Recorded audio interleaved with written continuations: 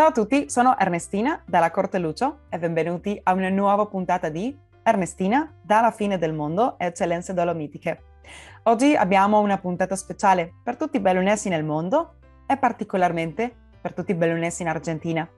Abbiamo preso con profonda emozione la notizia che il nostro caro Papa Giovanni Paolo I, Albino Luciani, bellunese nato ad Agordo, è stato dichiarato beato, ma che è stato il miracolo di una bambina argentina d'origine italiana della città di Paraná, nella provincia di Entre Ríos, a farlo possibile. Per scoprire ancora di più abbiamo oggi con noi Loris Serafini, direttore della Fondazione Papa Luciani, autore di un libro sul Papa e anche consigliere di bellunesi nel mondo. Ciao Loris, benvenuto qui nel nostro programma, è un piacere essere oggi qui con te, grazie per il tuo tempo e la tua disponibilità. Come stai? Bene, grazie a te per questa opportunità. Ecco, no, per favore. Così i nostri ascoltatori ti conoscono. Loris, puoi fare una piccola presentazione su di te per i nostri ascoltatori qui su Radio ABM? Sì, io sono direttore del museo della Fondazione Papa Luciani di Canale d'Agordo e sono un membro della Fondazione Vaticana, del Comitato Scientifico della Fondazione Vaticana Giovanni Paolo I, che si occupa proprio di preservare e valorizzare la memoria di Papa Luciani. Mi sono laureato in lingua, in tedesco, poi ho fatto un diploma in archivistica e mi sono occupato molto di ricerca, aiutando anche nella ricerca durante la causa di canonizzazione di Papa Luciani. Quindi ecco, diciamo fino da piccolo sono nato e cresciuto nel paese dove lui è nato e cresciuto, e quindi ho avuto la possibilità di entrare in contatto con tante persone che visitavano questo luogo, e quindi anche di capire l'importanza di creare dei servizi e allestire anche un museo e qualcosa che la gente potesse trovare. Ecco, sì, ora parleremo un po'.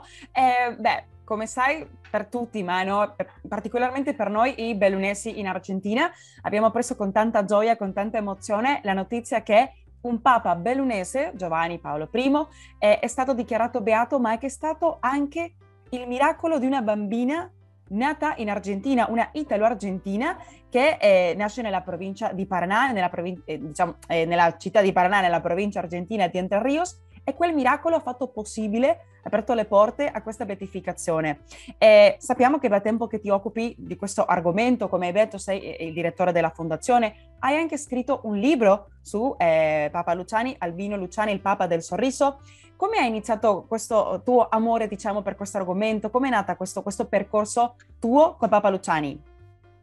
Allora, la cosa è molto semplice. Quando ero piccolo ragazzino, nel mio paese ci sono state fino all'anno scorso delle suore che vedendo la quantità di persone che venivano per visitare il paese di Papa Luciani e non trovavano un servizio di chi li accogliesse e parlasse con loro, mi hanno avviato e insegnato a come ricevere e spiegare da volontario, ecco, a questi gruppi di pellegrini e di visitatori la storia e la vita di Papa Luciani. Quindi me l'hanno un po' insegnato loro, ma soprattutto ho avuto la fortuna di frequentare il fratello e la cognata di Papa Luciani, che vivevano vicino a me, quindi erano anche due maestri elementari in pensione e quindi avevano una grande passione nel raccontare la storia, e a me affascinava tantissimo quello che lui raccontava. Il fratello di Papa Luciani si chiamava Edoardo, ma era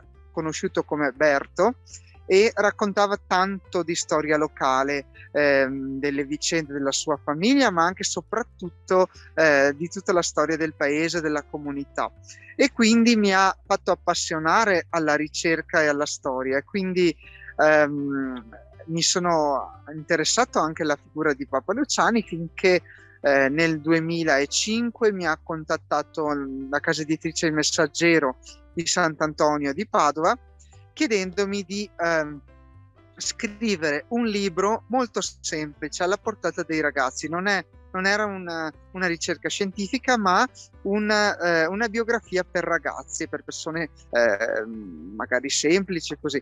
E quindi però per fare questa ricerca ho voluto proprio intervistare il fratello di Papa Luciani e sentire da lui tutti quegli episodi, quei fatti che magari hanno meno conosciuti, ma che sono stati vissuti dalla sua famiglia e anche dal piccolo Albino. E quindi da un lato è un libro divulgativo, dall'altro però è basato tutto sulle testimonianze del fratello. Ecco, questo, diciamo, questi due motivi mi hanno spinto ad occuparmi di lui. Molto emozionante quello che mi racconti, Loris, e ti chiedo, come era stata accolta la notizia, diciamo, che Albino Luciani diventava Giovanni Paolo I, e poi c'è gente ancora lì ad Agordo che era stato in contatto col Papa Luciani? Sì, allora, senza dubbio le persone più anziane che lo hanno conosciuto da ragazza e da bambina sono tutte morte da parecchi anni, ma le persone anziane attuali del paese lo ricordano quando era vescovo, quando era ormai un sacerdote maturo. Tutte dicono di lui che era una persona stimata e amata anche molto prima di diventare importante, famoso, eccetera, e soprattutto Papa. Pertanto era stimato perché era una persona a cui molti si rivolgevano per un consiglio, per qualche, non so, appunto, magari anche qualcuno per confessioni e così, ma soprattutto era una persona molto rispettata, perché durante la Seconda Guerra Mondiale ha salvato dalla condanna a morte alcune persone in paese, ha donato il suo sangue e ha salvato una vita umana, la vita di un sarto, del sarto del paese che rischiava di morire perché aveva bisogno di una donazione di sangue. Ecco, quindi poi quando è diventato Papa è stata davvero una gioia molto molto grande. Io ovviamente ero piccolo, avevo pochi mesi, ma le mie prozie mi raccontavano tutte le emozioni di quei giorni. La gente sembrava matta. Ecco, perché immagino. E ora che è diventato beato, come l'avete vissuta questa avventura, questa esperienza? Certamente, diciamo che è arrivata inaspettata, quindi in un momento in cui tutti erano al lavoro fuori del paese e nessuno capiva perché suonavano le campane. Ecco, condivideremo un video dove ci sono queste campane a Belluno in centro, veramente emozionante, da brividi. Sì, sono le stesse campane che hanno suonato al momento della sua elezione e hanno creato una grande emozione che si è ripetuta proprio adesso. E quindi è stato un momento forte che poi la gente ha capito in seguito, perché sono cominciate a uscire le notizie sui telegiornali, sui giornali, e quindi è stato vissuto come una grande gioia anche oggi. Chiaramente in maniera diversa di allora, ma chi l'ha vissuta allora ha rivissuto le stesse emozioni. Ti capisco, perché abbiamo provato la stessa emozione, anche un po' l'inaspettato, quando il cardinale Jorge Mario Bergoglio è diventato Papa Francesco, che qui, almeno a Buenos Aires, in tutta l'Argentina, all'improvviso le campane iniziavano a suonare, non si capiva bene perché come me, chi era per strada, uscendo dal lavoro, era una sorpresa, una grande gioia. Ma poi, Loris, voi come siete venuti a conoscenza di questo miracolo argentino? Allora, a dire la verità, fino a ieri era tutto piuttosto segretato, perché tant'è vero che tuttora non ci sono elementi molto precisi, a parte una sintetica descrizione di quello che è avvenuto a questa ragazzina che allora aveva 11 anni, e i dettagli precisi di quanto è accaduto verranno pian piano pubblicati, perché ci sarà proprio un volume dettagliato che ha studiato il caso dal punto di vista medico. Pertanto quello che noi sapevamo è che era successo un fatto di grandissima portata, di un grandissimo interesse, di una guarigione inspiegabile, scientificamente inspiegabile, di questa ragazzina, di una ragazzina a Buenos Aires e poco più. Ecco, questi erano gli elementi che conoscevamo. A me ha colpito questo, diciamo che questo caso lo avevo sentito già un paio di anni fa, un anno e mezzo fa, ma era tutto molto riservato, e quindi non ho chiesto per insomma, ecco, non mi sembrava neanche corretto chiedere ulteriori informazioni, però mi aveva colpito che era accaduto proprio a Buenos Aires. Guarda un po' la città natale di Papa Francesco, che assomiglia tantissimo a Papa Luciani e che tra l'altro è il primo Papa del Sud America, e sapete che Albino Luciani avrebbe voluto un Papa sudamericano perché aveva dato il suo voto in conclave a un cardinale sudamericano molto impegnato per i poveri, che era il cardinale Aloisio Lorscheider. Ma che interessante, grazie per condividerlo anche Loris. Anche noi sappiamo che c'è un altro legame che unisce Papa Luciani con l'Argentina. Tu ne sai qualcosa? Sì, il papà ha lavorato a La Plata in Argentina per un certo periodo. Anche questa è una cosa stranissima, perché quando hanno fatto Papa Francesco, io la prima cosa che ho pensato appena uscito sul balcone di San Pietro, mi sono venuti i brividi, ho detto, siccome siamo cristiani cattolici non si può dire la reincarnazione, ma avrei potuto dire che poteva essere un Albino Luciani reincarnato in un certo senso, ecco, passatemi un po' il termine, ma voglio dire, aveva delle caratteristiche talmente simili ad Albino Luciani che sembrava in un certo senso essere ritornato lui. Questa semplicità, l'essere se stesso comunque, perché così come era Papa Francesco prima di diventare Papa, lo è rimasto anche da Papa, e così è stato anche per Luciani, che non si era cambiato neppure la croce una volta diventato Papa. Aveva voluto anche lui tenere quella che usava tutti i giorni. Proprio molte cose erano simili. Scavando un po' nella storia di Papa Francesco, ecco, la prima cosa che ci hanno detto è che era argentino ed era di Buenos Aires, e così mi è venuto in mente che il papà di Albino Luciani aveva lavorato a Buenos Aires, e quindi diciamo Interessantissimo. Condivido quello che hai detto, mi sembra anche vedere tanto di quella impronta, di quello spirito di Papa Luciani anche su Papa Francesco. È anche un segno di umiltà, e lo abbiamo già parlato qui nel nostro programma Ernestina della fine del mondo, è il fatto che un bellunese, Carlo Samaria, faceva le scarpe di Papa Francesco, scarpe umili e pratiche come certamente il Papa, orgoglio bellunese in Argentina, e che poi Papa Francesco ha portato anche in Italia, cambiando una lunga tradizione di scarpe di un altro stile con queste nuove scarpe, diciamo, bellunese lì in Italia tramite il Papa. Quindi veramente molto emozionante anche quello della croce, no? Che anche lo ha ripetuto, diciamo, Papa Francesco, quindi molto, molto interessante quello che ci racconti. E poi come continua il legame di, diciamo, la storia di Papa Luciani con Agordo? Lui tornava spesso, e poi so che c'è un museo, ci puoi raccontare qualcosa? Sì, allora lui a Canale d'Agordo, dove è nato, tornava spesso perché dopo la morte dei genitori, la mamma era morta nel 1948 quando lui aveva 36 anni, il papà era morto 4 anni dopo, cioè nel 52 quando lui ne aveva 40.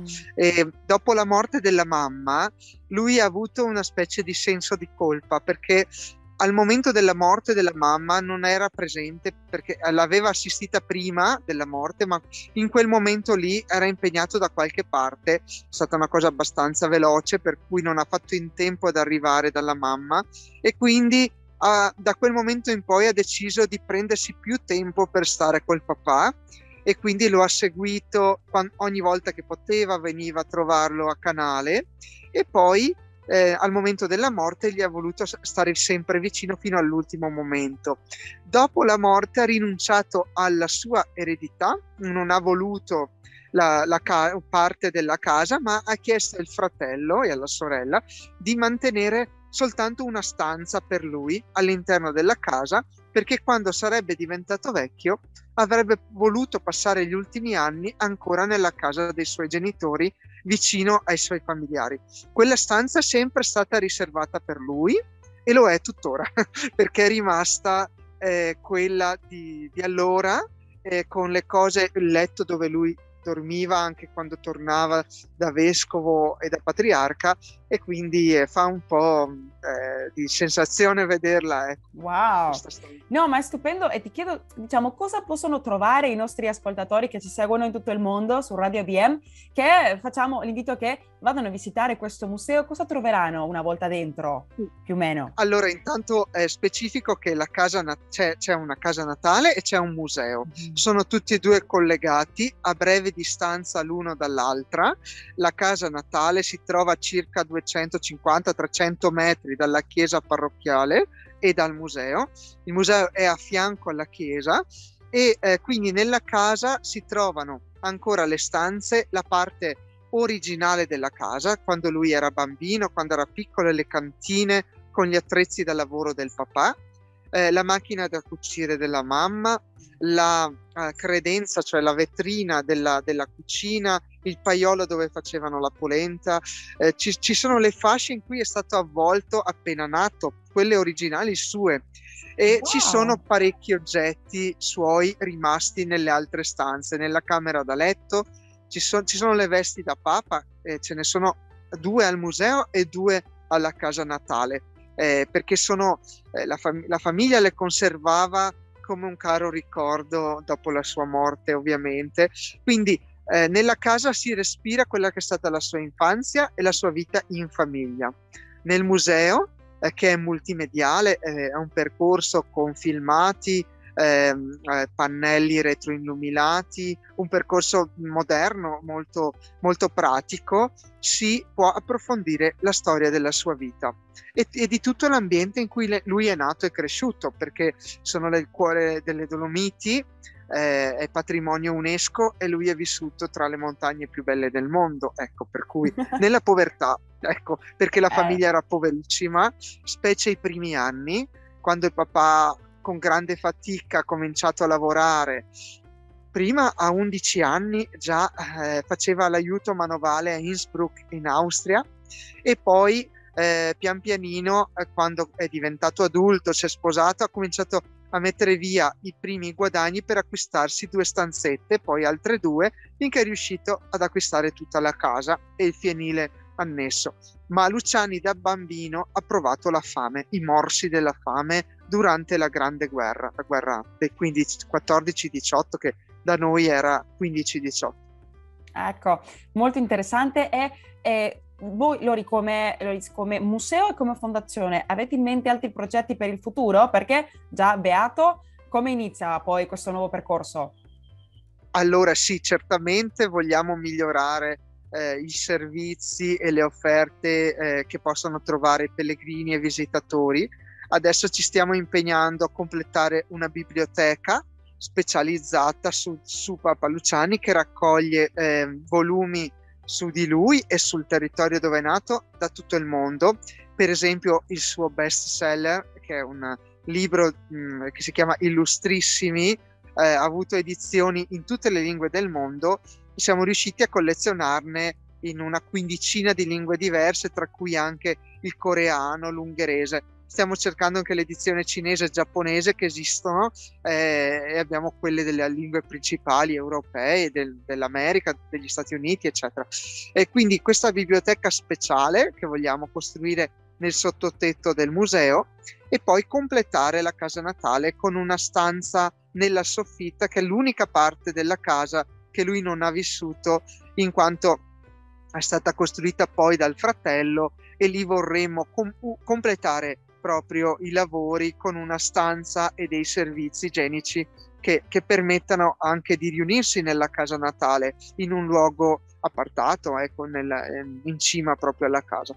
Quindi questi 2 progetti che vorremmo portare avanti come diciamo servizi particolari, ma in special modo vogliamo curare l'attenzione alle persone, quindi ai gruppi che verranno a visitare, soprattutto dopo la cerimonia della beatificazione, ai pellegrini, offrendo grazie alla parrocchia e al parroco anche un aiuto pastorale e spirituale, e quindi collaborando con la parrocchia per la parte spirituale e offrendo un percorso culturale come fondazione, vogliamo far sentire le persone accolte. Ecco, sostanzialmente questo. Ma stupendo, in bocca al lupo, augurissimi, complimenti anche per tutto il lavoro che state portando avanti. Ti chiedo, Loris, tu cosa pensi che sia il più grande messaggio che ha lasciato Papa Luciani? Ma io credo, non voglio essere scontato, ecco, perché tutti parlano dell'umiltà, no? Della sua grande umiltà. A me piace ricordare che questa parola umiltà deriva dal latino humus, no? L'humus è la terra e l'humilitas è quella capacità di stare con i piedi sulla terra, no? Quindi noi siamo fatti di terra e veniamo dalla terra e alla terra torniamo, come diceva proprio Albino Luciani, io sono soltanto polvere e cenere, quanto mi accade dentro è opera di Dio, no? Lui diceva questo. E tutti i passaggi della sua vita sono stati un servizio sempre maggiore verso gli altri. Il suo messaggio più importante oggi per i giovani, soprattutto di tutto il mondo e soprattutto dei paesi magari più poveri ma che stanno crescendo, è questo. Ciascuno di noi ha una missione da compiere nella propria vita, ha una vocazione, chiamiamola come vogliamo, che dobbiamo portare a termine su questa terra. Viviamola come un servizio, mai come un'occasione di arrivismo sociale, ma come un servizio verso gli altri. Qualsiasi compito, anche quello del Presidente degli Stati Uniti, deve essere un grande servizio in favore degli altri. E più in su si va, più si hanno responsabilità verso chi ci sta sotto. Non un esercizio di potere, ma un grande senso di responsabilità. Io credo che questo sia il grande messaggio dell'umiltà di Papa Luciani. Sì, anche condiviso da Papa Francesco, che sempre ricorda e commenta queste cose, l'importanza dell'umiltà, dell'altruismo, di lavorare anche per gli altri, della solidarietà. Quindi veramente riconfermiamo un po' quelle similitudini che ci sono tra Papa Luciani e con Papa Francesco, e anche un po' ti condivido il perché abbiamo scelto questo nome del programma, Ernestina dalla fine del mondo, che come sai sono le parole che ha pronunciato Papa Francesco quando era cardinale Bergoglio a Piazza San Pietro. Diceva: i miei fratelli cardinali mi sono andati a prendere quasi alla fine del mondo. Veramente, Loris, è stato un piacere. Io voglio chiederti, prima di salutarci già, qual è la cosa che più ti emoziona di Papa Luciani e tutta questa avventura, questo percorso?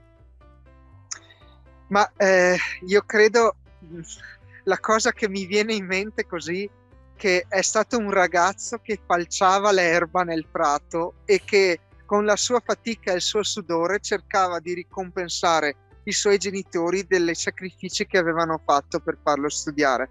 Questa cosa mi colpisce, continua a colpirmi, perché è un capolavoro di umanità, secondo me, no? Vedere questo giovane che tutto il tempo libero che ha lo cerca di impiegare per aiutare la sua famiglia. Ecco. È una cosa talmente semplice e talmente alla portata di tutti che eppure è questa la fonte della sua santità, no? L'espressione della sua santità. Ecco, quel senso anche di carità, di fratellanza, di dare una mano quando corre, veramente sono cose stupende che speriamo possano ispirare tutti quanti. Loris, ti ringrazio, grazie mille per il tuo tempo, è stato veramente un piacere sentirti. Vuoi inviare un saluto per tutti i bellunesi nel mondo che ci stanno sentendo ora sulla radio e anche forse un invito per visitare il Museo Papa Luciani?